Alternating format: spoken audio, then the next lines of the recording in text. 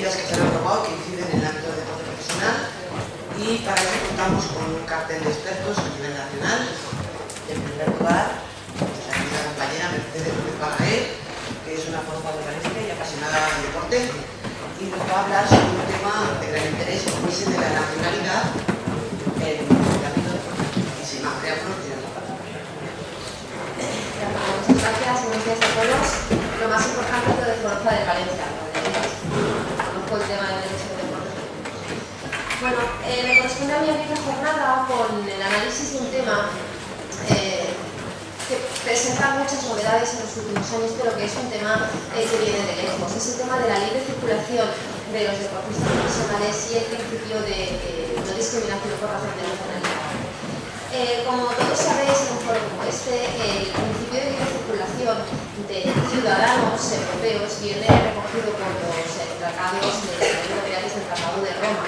Se reconoce a todos los ciudadanos el derecho de libre circulación y la prohibición de discriminar por razón de nacionalidad, y específicamente a los trabajadores en el ámbito de la Unión Europea el derecho de libre circulación entre los diferentes Estados miembros, lo cual implica para todos los trabajadores de la Unión Europea con nacionalidad comunitaria el derecho a trabajar en igualdad de condiciones en cualquier Estado miembro, sin que se pueda imponer ninguna restricción a un trabajador en un Estado miembro que no se imponga a los nacionales de ese Estado. Bien, actualmente el Tratado de Funcionamiento de la Unión Europea... Bueno, vamos a ver, por favor, la sala, la acústica de la sala es malísima, ya lo sabemos todos, pero vamos a hacer un esfuerzo por guardar silencio, hacer el mínimo ruido, porque el ponente no se puede concentrar, es imposible. Bueno, pues actualmente el Tratado de Funcionamiento de la Unión Europea, después de la aprobación del Tratado de Lisboa, recoge este principio de libre circulación de trabajadores y de prohibición por razón de nacionalidad, de discriminación por razón de nacionalidad, en su artículo 45. En principio podríamos pensar, bueno, si en el ámbito de la Unión Europea se reconoce el principio de libre circulación y se prohíbe la discriminación por razón de nacionalidad a los trabajadores de la Unión Europea, este principio se tendría que trasladar tal cual al ámbito del derecho del deporte y reconocer a los deportistas profesionales el derecho a la libre circulación y la prohibición de discriminar por razón de nacionalidad. Y aquí habríamos acabado con el tema. Sin embargo, es de sobra conocido que la aplicación de este principio al ámbito del derecho del deporte durante muchos años y aún actualmente en el año 2013 no ha sido un tema sencillo, ha sido un tema muy controvertido. Y en general, en todas las disciplinas deportivas, en las diferentes regulaciones, en los diferentes Estados miembros, siempre en el ámbito del derecho del deporte, la nacionalidad ha sido un criterio, una condición que se ha utilizado de manera restrictiva. Es decir, que se ha utilizado para limitar las posibilidades de participación en el juego, de alineación de jugadores, de contratación de jugadores en función del criterio de la nacionalidad. Sin ir más lejos, en España, en el año 91, el Real Decreto que regula las federaciones deportivas permitía, directamente voy a leer literal para que, establecer libremente límites a la participación de jugadores no incluibles en las selecciones nacionales. Y es que este era el concepto, ha sido, digo más, actualmente todavía es en muchas disciplinas deportivas, el concepto que se utiliza para delimitar quiénes pueden participar o límites a la participación, porcentajes de participación mínimos de contratación de jugadores, de deportistas. El concepto de seleccionables. ¿Qué implica el concepto de seleccionables? Pues que todos aquellos que no tengan la nacionalidad del Estado miembro en el que se está disputando ese partido, en el que se está prestando ese servicio deportivo, no pueden formar parte de ese grupo, de ese porcentaje, no pueden ser alineados. Es decir, ¿qué implica el límite de jugadores seleccionables? Implica directamente una discriminación por razón de nacionalidad. O tienes la nacionalidad de ese Estado miembro o no puedes entrar en estas limitaciones. Si eso ha sido así en España y en el resto de países de la Unión Europea, lo que deberíamos preguntarnos es ¿por qué? Es decir, ¿por qué se considera necesario limitar en función de la nacionalidad la participación de jugadores, la contratación de jugadores? Bueno, pues los argumentos que desde los diferentes organismos deportivos se sostienen y se emplean para defender esta limitación son siempre los mismos, han sido siempre los mismos y me debería decir que serán siempre los mismos, porque se dice siempre que, en primer lugar, y el argumento estrella es siempre, el deporte no es cualquier actividad. El deporte no es una profesión cualquiera, la actividad deportiva no es cualquier actividad profesional. el deporte presenta unas peculiaridades, lo que actualmente se llaman, y luego volveré sobre ello, una especificidad que requiere de la adaptación de las normas y en particular, por lo que al tema que ahora nos interesa, del principio de libre circulación y de prohibición por razón de nacionalidad, una adaptación al ámbito deportivo. ¿Por qué? Pues en primer lugar, se dice, porque en el ámbito deportivo el arraigo y la vinculación nacional caracteriza la práctica del deporte. En segundo lugar, porque por parte de los aficionados el seguimiento a sus equipos está siempre vinculado al criterio de la cercanía por nacionalidad. Y en tercer lugar, y es un argumento que se repite también siempre, porque es necesario proteger la cantera nacional a efectos, o sea, con la finalidad de proteger la calidad de las selecciones nacionales para su participación en las competiciones internacionales. Y estos argumentos son los de siempre, y siempre se mantienen y siempre se defienden desde cualquier organismo del deporte europeo, pues la FIFA, la UEFA, la Federación Española y la Federación Europea de Baloncesto sostienen que es necesario matizar, adaptar o incluso, en determinadas ocasiones, no aplicar el principio de circulación al ámbito del derecho deportivo. Bueno, ¿y cómo se responde a esto desde la Unión Europea? Bueno, pues si yo os preguntara ahora, o lo pregunto en general, si alguien conoce alguna respuesta que se haya dado a ello en el ámbito del derecho, en el ámbito de la Unión Europea, todos pensaríais, supongo, en la sentencia Bosman. Sí ha habido una reacción en el ámbito del deporte, que es la sentencia que el Tribunal de Justicia de la Unión Europea dictó en el año 1995 en el caso Bosman. La sentencia más famosa, desde luego, en el mundo del derecho del deporte, pero me atrevería a decir más, en general, para la opinión pública, con la sentencia Bosman se descubre incluso la Unión Europea, que es ese tribunal, y dada la trascendencia o la popularidad del deporte. Pero, con ser esta respuesta cierta, si yo preguntase si ha habido alguna reacción, no es exacta, porque no fue la primera vez en el año 95 que el Tribunal de Justicia Comunitario se pronunció sobre el derecho del deporte y el principio de libre circulación.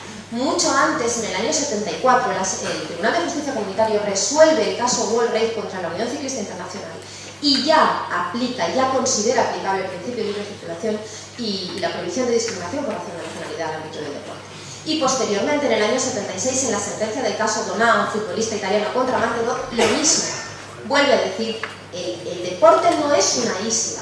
El mundo del derecho, el ámbito deportivo de las disciplinas deportivas no está al margen del derecho comunitario. Y el derecho comunitario es aplicable a la normativa deportiva, aunque ésta derive, porque esto es un problema en general que se plantea en el ámbito del derecho deportivo. ¿Qué tipo de naturaleza jurídica tienen las instituciones deportivas?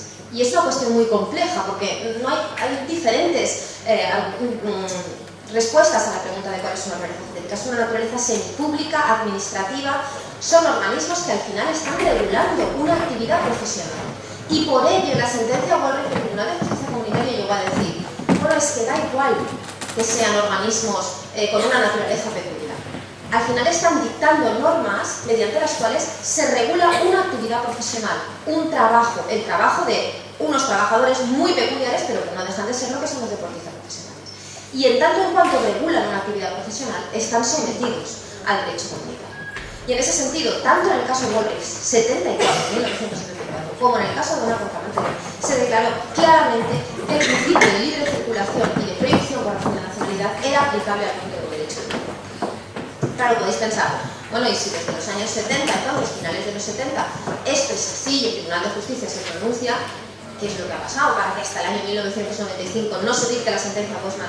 Y no podamos hablar de un antes y un después de Bosman, porque se habla siempre de la era pre-Bosman y post-Bosman, y es cierto. Bosman supuso una verdadera revolución para el mundo, del fútbol en particular, pero del deporte en general. Un cambio de las reglas del juego y de las reglas del derecho del deporte, y en particular respecto del tema de contratación de jugadores, limitaciones, cupos, etc. Bueno, pues durante esos 20 años, desde esas sentencias de los 70, que ya dijeron lo mismo que Bosman, y de hecho la sentencia Bosman se remite o aplica esa jurisprudencia del Tribunal Comunitario en algunos temas, ¿qué es lo que pasó? Pues casi nada. Es decir, desde instancias deportivas se sostenían los argumentos a los que yo me refería antes, se intentaba adaptar la normativa deportiva al principio de libre circulación, pero casi nada. Es decir, durante 20 años, como algún autor ha dicho de forma clara y de forma contundente y totalmente real, se ha estado vulnerando sistemáticamente el derecho comunitario y en particular el principio de libre circulación en el ámbito del derecho.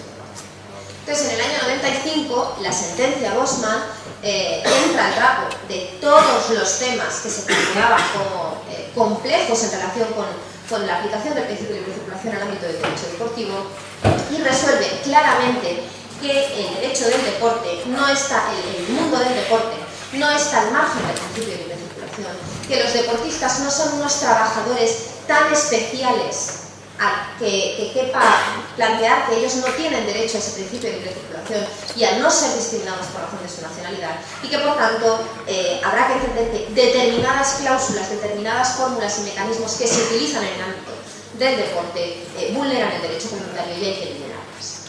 ¿Qué es lo que señala? No voy a haceros un resumen de la sentencia Bosman, que además es larguísima y conocéis, sino simplemente algunas pinceladas para que se sepa qué es lo que acaba señalando la sentencia Bosman, es decir, qué es lo que acaba concluyendo. Bueno, pues en primer lugar dice que no se ajustan al derecho comunitario y al principio de libre circulación todas aquellas normas que exigen el abono por parte de un club de un Estado miembro a otro de otro Estado miembro de derechos de formación, de promoción, de transferencia, porque suponen un límite a la hora de la contratación. Y en segundo lugar, sobre todo en relación con las cláusulas de nacionalidad, el tema que nos ocupa aquí, que no se ajustan a derecho esas cláusulas por las cuales en una determinada competición deportiva se limita el número de jugadores que se pueden alinear en función de su nacionalidad, no permitiéndose por tanto esa alineación de jugadores pertenecientes a diferentes Estados miembros. Y el Tribunal de Justicia Comunitario en aquel momento desmonta todos los argumentos que desde siempre se vienen sosteniendo como argumentos en defensa de esa especificidad del deporte, de esa necesidad de tratar al deporte de forma diferente a cualquier otra actividad. Y entonces, por ejemplo, se dice, ¿qué pasa con ese tema del arraigo? De la necesidad de que hay que tener en cuenta que el deporte presenta una peculiaridad como es esa necesidad de vincular al aficionado a su equipo, al aficionado a su club. El Tribunal de Justicia Comunitario contesta, bueno, este argumento cae por su propio peso, porque ese argumento impondría no que el jugador de un determinado club tenga que ser de esa determinada nacionalidad, sino que el jugador de un determinado club tenga que ser de esa comunidad autónoma, si se me apura, de esa provincia o de ese pueblo, porque ese argumento de vinculación respecto de la nacionalidad no se da o no se aplica en el ámbito de las competiciones nacionales. En segundo lugar, respecto de la necesidad de proteger a los jugadores nacionales por lo que hace a la calidad de las selecciones nacionales, ¿no? Proteger a los jugadores nacionales para que la selección nacional tenga cierta calidad, los jugadores de cantera.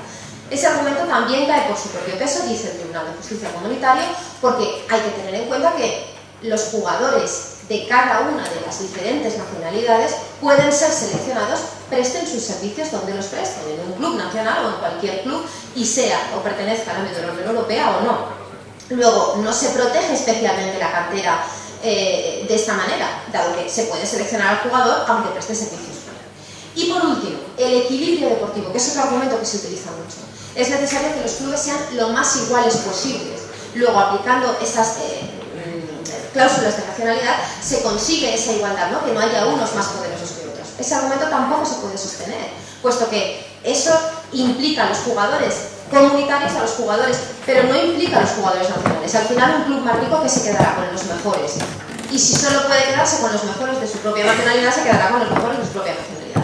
Y ese tema del equilibrio de los clubes se ha de resolver mediante otras medidas, pero no implicando o incumpliendo mejor el principio de libre circulación y de prohibición de discriminación por razón de nacionalidad.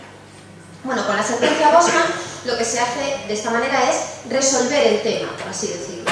Y como os he dicho antes, supone un verdadero tsunami en el ámbito del derecho del deporte y en el ámbito del fútbol en particular, pero del deporte en general. Es más, tras la sentencia Bosman, los efectos el contenido de la sentencia, de la aplicación de la doctrina Bosman, van mucho más allá de los jugadores comunitarios. Porque después de Bosman aparece otro jugador, concretamente el Kolpak, un jugador de balonmano, que llega al Tribunal de Justicia Comunitaria en el año 2003 y dice, no, aquí yo también quiero que se me aplique el principio de libre circulación y soy eslovaco. Pero da la casualidad que mi país tiene un acuerdo de adhesión, un acuerdo de asociación con la Unión Europea, en el que se reconoce el derecho de los nacionales de Eslovenia, concretamente, en este caso, a la libre circulación y al principio de discriminación por razón de nacionalidad.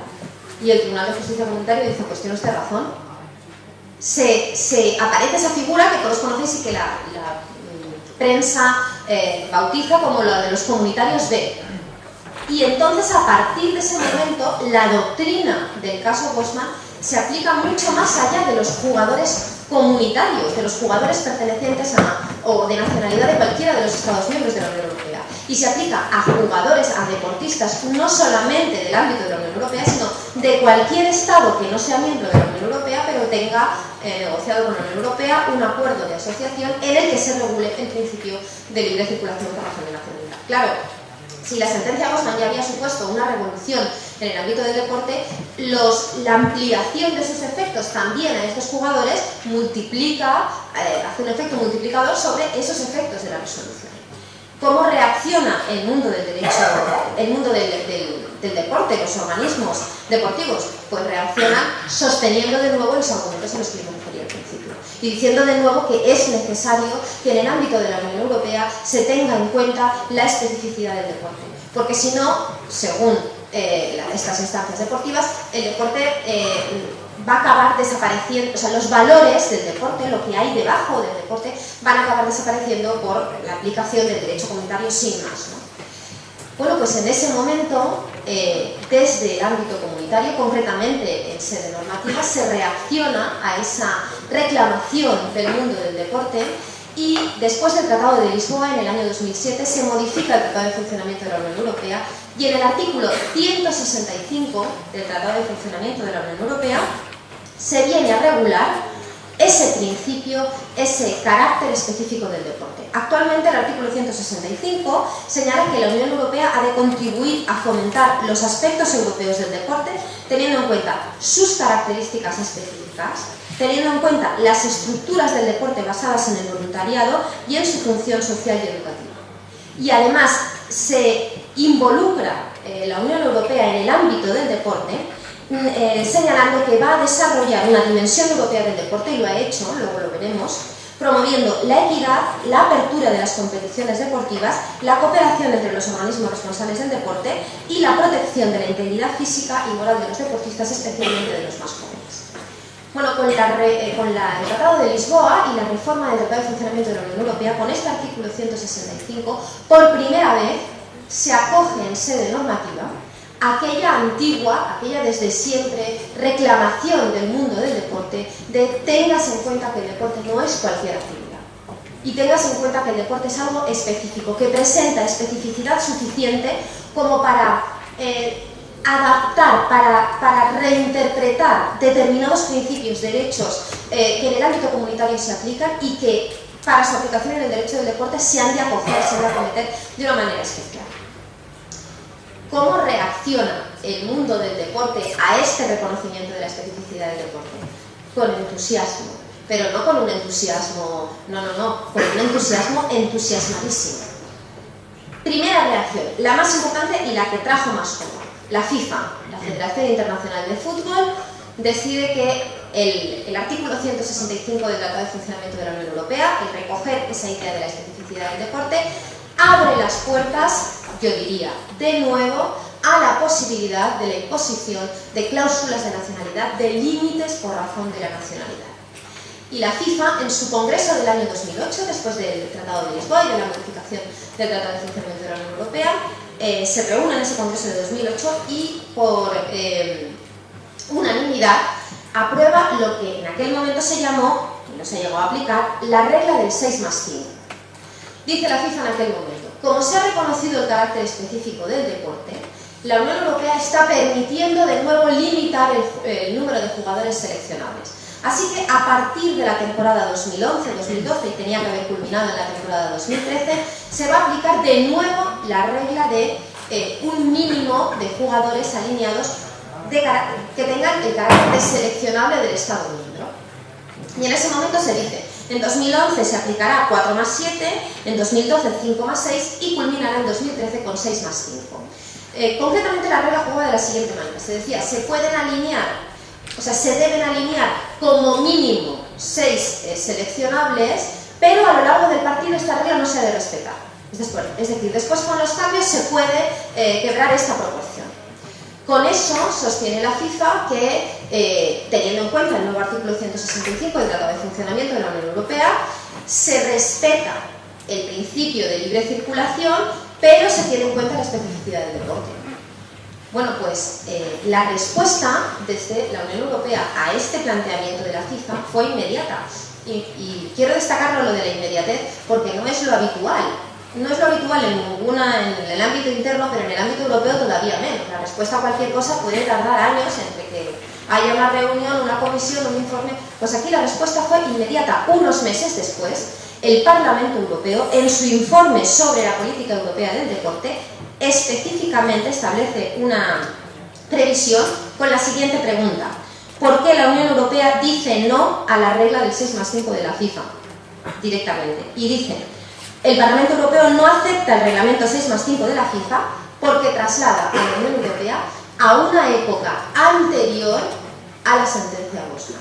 Porque al final esa regla del 6+5 no era más que más de lo mismo. Es decir, el reconocimiento de nuevo de que ese carácter específico del deporte permitía o debía permitir la inaplicación directamente del principio de libre circulación y de la prohibición por razón de nacionalidad respecto de los deportistas. Que el carácter específico del deporte debía llevar a esta conclusión respecto del principio de libre circulación. Bueno, la respuesta del Parlamento Europeo fue clara, la respuesta de la doctrina también fue clara en el sentido de sostener que esto era así, es decir, que la era pre-Bosman no iba a volver, que el reconocimiento de la especificidad del deporte tenía algún alcance, pero su alcance no era en ningún caso el de entender inaplicable el principio de libre circulación. Claro, la pregunta en ese momento era, bueno, entonces, si se ha reconocido la especificidad del deporte, ¿cómo se concreta? ¿En qué se concreta? ¿Cuál es el alcance de ese reconocimiento? Bueno, pues la respuesta la están dando en los últimos años, y me refiero al año anterior, al 2012, por ejemplo, tanto instancias comunitarias en sede normativa como en sede jurisdiccional. El Tribunal de Justicia Comunitario en el año 2010 dicta una sentencia muy importante desde el punto de vista del principio de libre circulación y de la concreción de qué sea especificidad del deporte por lo que hace a la aplicación de este principio. La sentencia del Olympique de Lyon contra el jugador Olivier Bernard, en la que reconoce la posibilidad de que se abonen derechos de formación entre diferentes clubes de diferentes Estados miembros. ¿Qué particularidad tiene esta sentencia? Pues que esta sentencia viene a decir: reconocido en el 165 el carácter específico del deporte, se ha de reconocer hoy, en 2010, que es posible ese abono de derechos de formación, ojo, siempre y cuando se hable realmente de derechos de formación y que la cuantía que se exige por parte de un club, el vendedor, al club comprador, sea una cuantía relativa a esa inversión que el primer club hace sobre la formación del trabajador. Es decir, los derechos de formación no son una cuantía que un club pone objetivamente 35 millones de euros y que quiere cobrar al otro para poder ceder al trabajador. Esa sentencia es muy importante porque aplica el 165, concreta el 165 desde el punto de vista de los derechos de formación y desde el punto de vista de la adaptación en esta materia del principio de libre circulación y de prohibición por razón de nacionalidad. Pero todavía son más importantes, si cabe, las reacciones en el ámbito normativo, tanto por parte de la Comisión Europea como por parte del Parlamento Europeo. Por parte de la Comisión Europea, en enero de 2011, la comunicación sobre la dimensión, el desarrollo de la dimensión europea del deporte, sienta las bases de cuáles van a ser los mecanismos que se van a considerar en relación con el principio de libre circulación aceptables desde el punto de vista de la especificidad del deporte. Concretamente, esa comunicación de la Comisión Europea plantea lo siguiente. Bueno, en el ámbito del deporte se pueden establecer cupos o límites o porcentajes de jugadores en función de su nacionalidad, siempre y cuando el establecimiento, el uso de estos mecanismos o de estas fórmulas no contravenga directamente el principio de libre circulación, es decir, no suponga una discriminación directa y abierta por razón de la nacionalidad. Y entonces en esa comunicación, por primera vez, desde instancias comunitarias, se hace referencia a cupos de jugadores seleccionables o porcentaje de jugadores seleccionables, límites de jugadores seleccionables, y cupos o porcentajes o límites de jugadores en formación, jugadores de cantera o jugadores formados localmente. Y se hace esa distinción precisamente para admitir a los segundos dentro del ámbito de aplicación del principio de libre circulación y no admitir a los primeros. Dice la Comisión Comunitaria en esta comunicación: los cupos de jugadores seleccionables implican una discriminación directa y abierta y, por tanto, no se ajustan al derecho comunitario, al principio de libre circulación. Luego, no se puede utilizar ese mecanismo, esa fórmula, para limitar el acceso al empleo, en este caso al deporte, de los jugadores, de los deportistas profesionales en el ámbito de la Unión Europea. En cambio, sí es posible el uso de la fórmula del cupo del jugador de cantera, jugador de formación o jugador formado localmente. ¿Por qué? Porque esta fórmula implica una discriminación indirecta, porque sí lo hace, pero no se considera que vulnera el principio de libre circulación porque está justificada. Y la justificación para la imposición de estos cupos de jugadores formados localmente o de jugadores de cantera es una justificación objetiva y razonable. Posteriormente, en el año 2012, la resolución del Parlamento Europeo también sobre la dimensión europea del deporte, ya se empieza a desarrollar esa idea de la dimensión europea del deporte. El Parlamento Europeo también acepta la idea de los cupos de jugadores de cantera o jugadores formados localmente. Es más, señala que es necesario reafirmar el compromiso de la Unión Europea con todas estas normas de jugadores de cantera y ha de ser el modelo a seguir en las diferentes ligas profesionales en Europa. Se sostiene, por tanto, que entre jugadores seleccionables y jugadores de cantera o jugadores formados localmente, la diferencia implica la admisión o inadmisión, el que sea ajustado o no al derecho comunitario. Ya hemos dicho que el concepto de jugadores seleccionables implica una discriminación directa y abierta y no es posible sostener ese mecanismo ni esa fórmula actualmente en el ámbito de la Unión Europea. Sin embargo, sí que es posible la idea de los jugadores formados localmente. ¿Por qué? Es una discriminación indirecta, decía yo antes, y es cierto, porque a nadie se le escapa que si se limita, por ejemplo, la composición de una plantilla o el número de jugadores que se pueden alinear a jugadores formados localmente, aunque formalmente, y esto es la aplicación del concepto de discriminación indirecta, aunque formalmente sería una medida aceptable y una medida que se ajustaría perfectamente al derecho comunitario, el impacto adverso que la aplicación de esta medida tendría sobre los nacionales de otros estados sería claro, porque a un club de una determinada ciudad siempre le va a salir muchísimo más económico formar únicamente deportivamente a un jugador que traer a un jugador de no sé dónde y tenerlo que formar deportivamente y que mantener. Y la inversión, la cantidad de dinero que hay que invertir para formar a un jugador que no es un jugador que está ubicado en esa nacionalidad es muy superior. Luego, el impacto de la aplicación de una medida sobre los nacionales de otros Estados miembros va a ser negativo. Sin embargo, dice el Tribunal de Justicia Comunitario, dice el Parlamento Europeo y la Comisión Europea, aunque esto es así y aunque sería una discriminación indirecta, se debe entender que la medida está justificada objetiva y razonablemente. Porque en este caso, el bien que se protege es el de jugadores de cantera, el de jugadores jóvenes, el de la cultura del deporte, aquello que hay por bajo del deporte. Es decir, el bien que se protege es el de la especificidad del deporte que actualmente contempla el Tratado de Funcionamiento de la Unión Europea. Por otra parte, la imposición de estos cupos no es una imposición absoluta, es otro criterio que también sirve para admitir la razonabilidad del límite. No es una imposición absoluta porque al final los cupos son un porcentaje, no son un límite absoluto. No se puede decir toda la plantilla tiene que estar compuesta de jugadores formados localmente, sino una parte de la plantilla, una parte de los alineados. ¿Para qué sirve entonces este concepto? Sirve para que ambas partes, Unión Europea o derecho comunitario e instituciones deportivas, puedan llegar a un punto de encuentro en defensa de sus propios intereses. En el caso del derecho comunitario, la defensa de la aplicación de un derecho fundamental como es el de la libre circulación y el de la prohibición por razón de nacionalidad, y en el caso de las instancias deportivas, de todos los argumentos que desde siempre vienen sosteniendo. ¿Por qué? Porque el uso de un concepto como este, como el de jugadores formados localmente, el de jugadores de cantera, ayuda o sirve para mantener, para sostener esos argumentos del arraigo, de la vinculación, de la protección de las selecciones nacionales. Y de alguna manera el reconocimiento de este derecho o del alcance de este derecho en este sentido, sirve perfectamente para que desde ambos puntos de vista se llegue a un punto de encuentro. O sea, ¿cómo se ha trasladado esto a la práctica? ¿Ha ocurrido o tenemos algún ejemplo? Pues tenemos algún ejemplo, y tenemos algún ejemplo además en España, en el ámbito, en la disciplina del baloncesto.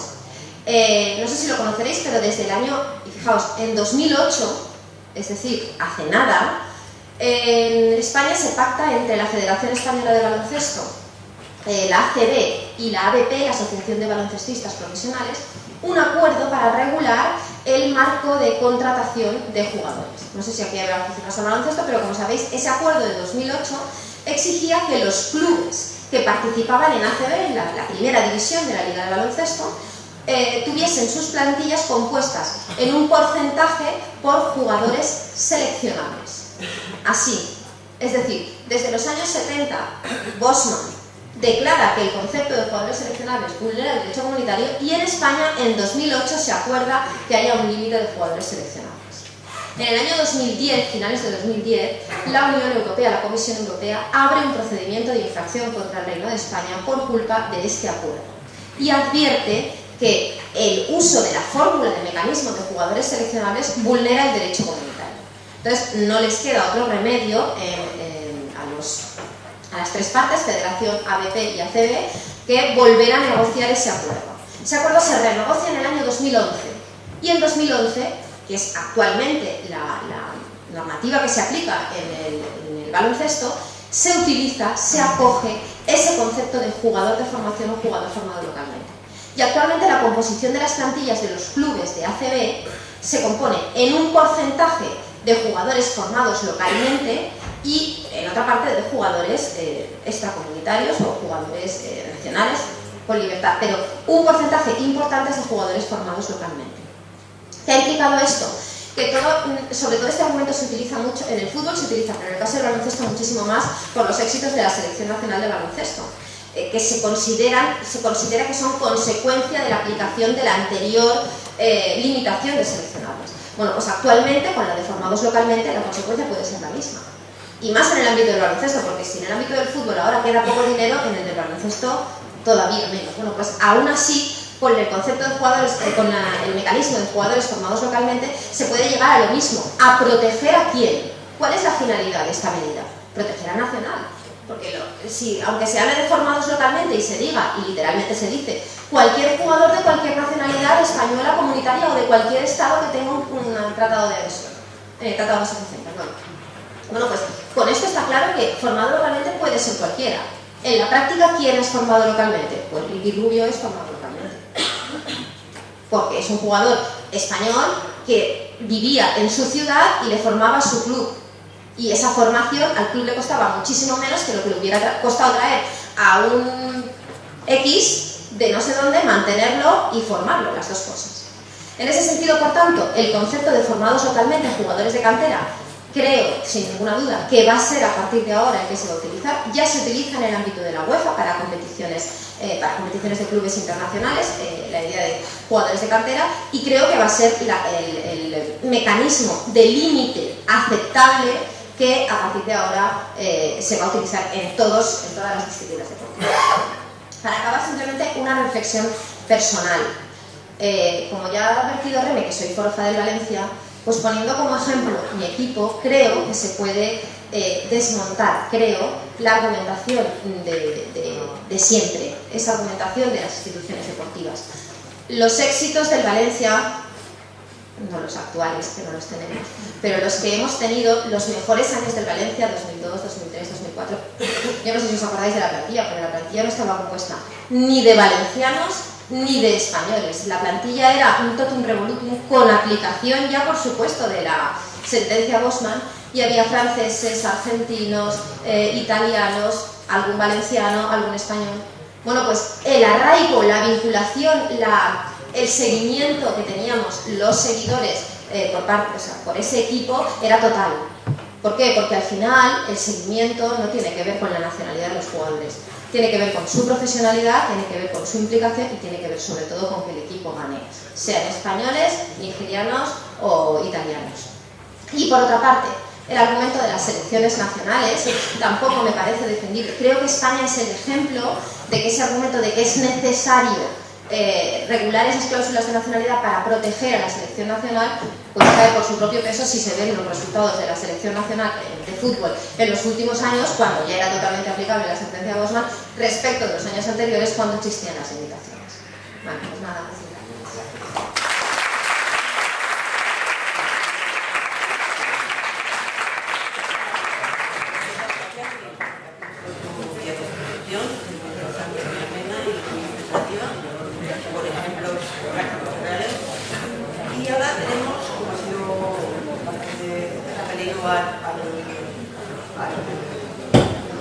al programa, tenemos un cuarto de hora para debatir. Entonces, os animo a que si tenéis preguntas, que supongo que muchos las tenéis en la cabecita, que superéis vuestras timidez y aprovechéis la ocasión pues, para luego poderlas.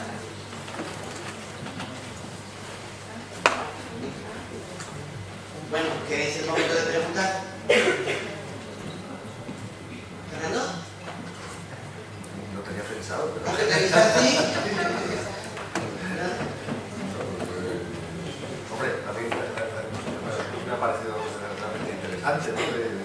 Con toda la problemática del tema de nacionalidad, y creo que, pues, que ha quedado bien claramente expuesto, aunque bueno, la opinión también personal respecto de esa fórmula para salvar el límite a la nacionalidad en todo el tema de la movilidad.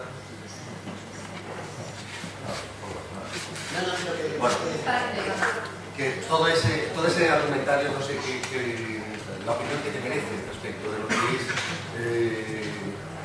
también la has dejado expuesto, pero bueno, vamos a volver a escuchar con relación con sí, da igual. Pues nada, en definitiva, que esto ha sido la como la mano. Vale, bueno, pues tenéis que hablar. Pues eso, Sí. sin problema. Yo creo que han sido muchísimos años por parte del mundo del deporte, de buscar la inaplicación del principio, es decir, por decirlo de una manera vulgar, nosotros nos autorregulamos como nos da la gana. Y no queremos que desde ningún ámbito, ni menos desde el ámbito comunitario, se venga a decirnos lo que podemos y no podemos hacer. Y lo que había por debajo era un poco el decir, bueno, si es que nos ha venido muy bien siempre limitar por razón de nacionalidad. Bueno, ya, pero es que resulta que ahí está el derecho comunitario que usted no se puede saltar, porque usted no es un ente al margen de... Al final está regulando una relación laboral especial, específica. Es cierto la especificidad del deporte, es cierto que no es cualquier actividad, no es el sector del metal, pero es una actividad profesional. Y el principio, a lo mejor otros no, sí se pueden adaptar de alguna manera, pero el principio del derecho de libre circulación y a no ser discriminado por razón de nacionalidad es que no se ha eliminado para cualquier actividad. ¿Y por qué no para la actividad deportiva? Aún que aceptándose esa fórmula de los jugadores de formación, se salva con algunas dudas, porque esa fórmula va a traer como consecuencia la discriminación por razón de nacionalidad. Pero en la práctica, quiero decir, no una discriminación jurídica, sino una discriminación real. Al final, los clubes que van a hacer, pues formar a los que viven en el pueblo de al lado. Pues aquí en el Valencia, el de Silla, el del mejor de Castellón y el mejor de no sé dónde. Y que venga su padre en coche y lo traiga. Y a mí me cueste lo que es la formación deportiva. ¿Me entiendes lo que te quiero decir? Entonces, la fórmula al final va a resultar, el efecto va a ser realmente un efecto de no contratar o de no cubrir esos cupos con comunitarios en la práctica. De todos modos, en contra de lo que yo estoy diciendo, en el baloncesto sí que se está viendo, sobre todo con jugadores africanos. Tenemos un ejemplo, Ibaka, que es jugador español, es muy español, que juega en la selección nacional porque tiene la nacionalidad española. Es un ejemplo de esto los jugadores de cantera. Y se lo traen de su país, de África, y lo forman en el Manresa. Y ahí se forma y adquiere el carácter de jugador de formación. Pero claro, esa inversión se hará solamente con esos jugadores que se está viendo que van a ser jugadores de... Cuando haya dudas de si este va a despuntar o no va a despuntar, no creo que el resultado vaya a ser ese. O sea, o que la situación vaya a ser esa. ¿Alguna pregunta? Bienvenido. Toma. ¿Qué más? si el discurso es más complicado en relación. Gracias. Que decía que yo no sé si el discurso es más complicado que lo que plantea. Porque, por un lado, dos argumentos. El deporte o es nacional o no es. Entendiendo por nacional no solo a nivel de España, sino a nivel de localidad, a nivel de pueblo, a nivel de ciudad. Eso le añade un plus de interés y de afición. Eso es una realidad. Siempre se ha defendido a determinados clubes porque siempre jugaba con los de cantera, aunque luego pues ya fallaba, ¿no? Pero inicialmente el Atlético de Bilbao siempre se decía que era el partido nacional. Y por otra parte, y esto me preocupa más, el que no sea fundamentalmente nacional los equipos, esto contribuye a que el deporte se prostituya por el dinero. Esta es una realidad y a través del dinero podemos acabar con el deporte y podemos acabar con la competición. Ya los hechos me remito. La Liga de Fútbol Española, hay dos ligas, Madrid, Barcelona y el Real. Entonces, con esos planteamientos tienen esos inconvenientes, simplemente eso. Pero con la idea, por ejemplo, de los jugadores de cantera, eso para otros clubes se puede compensar. ¿Sabes qué te quiero decir? Con el tiempo, como ha ocurrido, o sea, porque ahora estamos en dos ligas y hay una primera y luego el resto. Como consecuencia de todo lo demás. Con lo cual, si ahora se empiezan a adoptar medidas hacia esa idea de jugadores de cantera, de protección del deporte local, tal, con el tiempo también, que no va a ser la liga del año que viene ni la siguiente, se puede...